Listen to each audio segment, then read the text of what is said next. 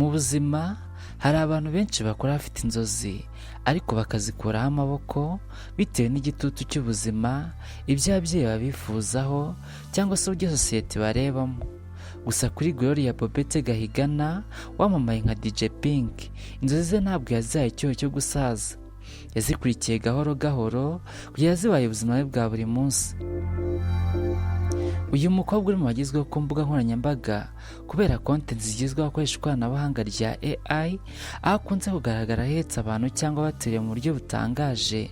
Mu kiganiro yagiranye n'Inyarwanda TV, Pink yavuze ko kuva akiri muto yakundaga umuziki n'ibijyanye no kuvanga imiziki. Icyo gihe ntiyari azi neza ko bishobora kuzamubera umwuga. Ati nkiri umwana narabikundaga ariko ntabwo nari mbizi ko ari byo nzaba. Ni amagambo yumvikanamo umuntu wakuranye Imana iri imbere muri we, ariko igihe cyo kuyimenya kikazaza nyuma. Kimwe n'urubyiruko rwinshi, Pink yakuriye mu muryango wari ufite inzozi zikomeye ku hazaza he. Se yifuzaga ko yaba umunyamategeko, mu gihe nyina yamwifuzagaho kuzaba umuganga, cyane cyane kubera amanota meza yagiraga mu mibare n'ubugenge. Ariko uko imyaka yagiye ishira niko yatangiye kwisobanukirwa kurushaho. Ati papa wanjye ashaka ko nzaba umunyamategeko, mama wanjye agashaka ko nzaba umuganga, ariko ngiye gusaba ibyo nziga nabwiye papa ni ibintu ushaka ko nzaba biragoye. Aha niho ubuzima bwe bwatangiye gufata indi ntera. Ntabwo yahisemo guhatiriza umutima we gukora ibyo abandi bashakaga, ahubwo yatangiye gutekereza ku cyamushimisha kurushaho. Mu rwego rwo gushaka inzira itamuvuna cyane ariko yamufasha gukora ibyo akunda, yabanje gutekereza kwiga ibijyanye n'ubukerarugendo. Icyakora nabwo ntiyigeze yumva bihuye neza n'ibyo umutima we ushaka. Nyuma yo gusoza amashuri yisumbuye, yasanze igihe kigeze ngo afate umwanzuro ushobora guhindura ubuzima bwe. Ati naravuze nese ko akazi kabuze na hosting nkaba narayiretse, ndavuga ntiwakigira mu bijyanye no kuba DJ.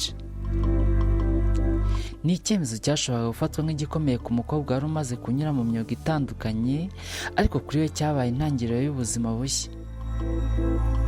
Mu gihe benshi bibazaga niba abakobwa bashobora kwitwara neza ku rubyiniro bavanga imiziki, Pink yahisemo kujya imbere y'imbaga, afata headphone, yinjira mu mwuga, atangira urugendo rushya. Uyu munsi amaze umwaka umwe ari DJ, ariko ntabwo ari urugendo rworoshye, ariko ni urugendo agaragazamo icyizere cy'umuntu uri gukora ibyo akunda. Kwamamaza ibikorwa bye ku mbuga nkoranyambaga nabyo byabaye kimwe mu byamufashije kwigaragaza.